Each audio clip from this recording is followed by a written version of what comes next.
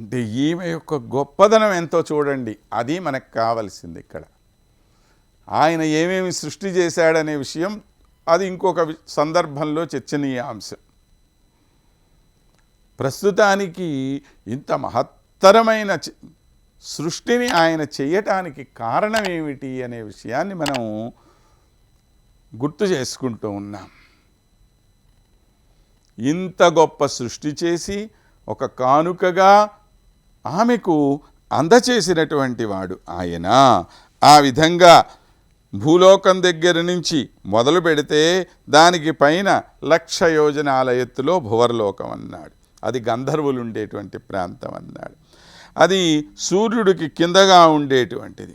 ఆ తరువాత సూర్యుడి పైన ధ్రువ నక్షత్రానికి కింద అంటే 14,000 యోజనాల దూరంలో స్వర్లోకం అనేటువంటిది ఉంది.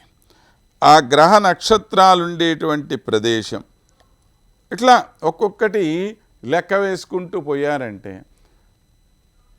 భూలోకంలో ఉండే వీళ్ళు మానవులు, ఆ పైన గంధర్వులు, ఆ పైన ఉండేటువంటి దేవతలు, ఇలాగ ఒక్కొక్క లోకంలో ఒక్కొక్క జాతి వారు ఉండే విధంగా ఒక నిర్మాణం చేసేసాడు ఈ భగవానుడు. చేసి ఇది అంతటినీ కూడా తాన్ సహస్రమండాన కరోత్, అలాగా ప్రసిద్ధమైనటువంటి వేలాది అండాల్ని సృష్టించేశాడట. ఈ బ్రహ్మాండంలో ఎన్ని ప్రపంచాలున్నాయో మనకే తెలియదు. మనం ఏదో ఈ భూలోకంలో ఉన్నాం ఇక్కడంతే. మనకి తెలియనటువంటి లోకాలు ఎన్నో ఉన్నాయి అని చెప్పే మనకి శాస్త్రం చెప్తోంది. అప్పుడప్పుడు మన వైజ్ఞానికులు కూడా అంటూ ఉంటారు, ఈ ఎలియన్స్ అని చెప్పి ఏదో లోకాల నుంచి వస్తున్నారు వింతగ్రహవాసులని చెప్పి. ఉన్నారో లేరో వాళ్ళకి తెలియదు ఇంతవరకు, కానీ వీళ్ళు ఉన్నట్లుగా మనకి మన శాస్త్రం ముందే చెప్తోంది. మరి అది మనం పరిశోధించి తెలుసుకోవలసినటువంటి విషయం. సరే, ఏదైనా కానివ్వండి, ఇంత అద్భుతమైన సృష్టి చేసినటువంటి భగవానుడు దీన్ని మనకి అమ్మవారికి ఒక కానుకగా అందచేశాడు. ఇంత అద్భుతమైన కానుకను స్వీకరించిన ఆ తల్లి ఎంత గొప్ప ఆమెో మనం ఆలోచన చేసుకోవాల్సిన అవసరం ఉంది.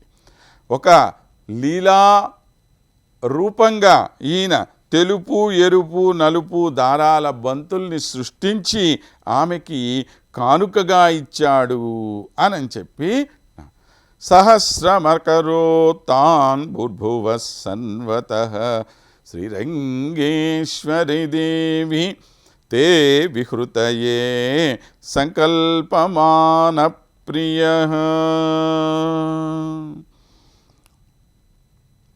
ఈ సృష్టికి సంబంధించినటువంటి రకరకాలైన చర్చలు ఉన్నాయి. ఒక్కొక్కళ్ళు ఒక్కొక్క విధంగా చెప్తారు.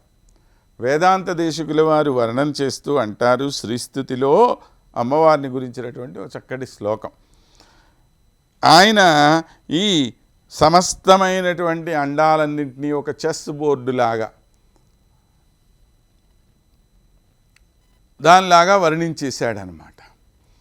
ఏ విధంగా అయితే దానిలో తెలుపు, నలుపు ఇవి ఉంటాయి కదా, అంటే చదరపు గళ్ళు ఉంటాయి కదా ఆ చదరంగం ఆటలో, ఆ విధంగా ఉండేటువంటి తెలుపు నలుపు గడుల్లాగా అందులో ఉండేటువంటి పాచికలుగా బ్రహ్మాది దేవతలందరూ ఉంటున్నారని, ఇక్కడ శ్రీ మహావిష్ణువు అక్కడ మహాలక్ష్మీదేవి వీరిద్దరూ కలిసి కూర్చొని ఆటలాడుకుంటూ ఉంటారని ఈ విధంగా వర్ణించాడు ఆయన. ఇది ఒక విధమైనటువంటి ప్రక్రియ.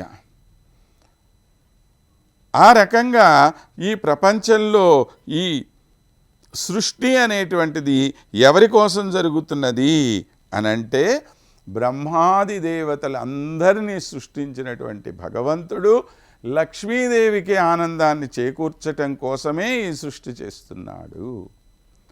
దీనంతటినీ ఓ చిన్న బంతి ఆటగా చెప్పారు. మనకి మోహిని ఆటం అని చెప్పి కేరళ ప్రాంతంలో చక్కటి నృత్య రీతి ఉంటుంది. అందులో ఓ బంతులాట ఒకటి, ఒక నృత్యం. ఆ బంతులాట ద్వారా ఈ ప్రపంచం ఎలా సృష్టింపబడిందో అనేటువంటి ఒక గొప్ప వేదాంత ప్రక్రియని దాని ద్వారా వర్ణిస్తారు.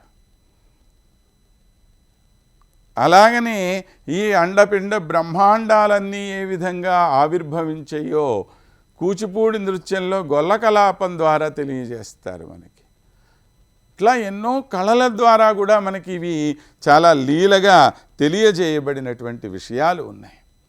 కనుక వీటన్నింటినీ మనం దృష్టిలో పెట్టుకొని చూస్తే ఈ సర్వ జగత్తుని పరమాత్మ లక్ష్మీదేవికి కానుకగా ఇవ్వటానికి సృష్టించాడు అన్న విషయం స్పష్టమవుతూ ఉంటుంది. కనుక అటువంటి గొప్ప కానుకని ఆమె పొందుతున్నది అంటే ఆమె ఎంత గొప్ప ఆమె మనం ఊహించుకొని అటువంటి మహత్తరమైన ఆ దేవిని ఆశ్రయించటం ద్వారా మన కోరికలను మనం ఈడేర్చుకోగలము అని తెలియచేసుకుంటూ మరొక సందర్భంలో మరికొన్ని అద్భుతమైన విశేషాలు తెలుసుకుందామని తెలియచేసుకుంటూ నేటికి స్వస్తి.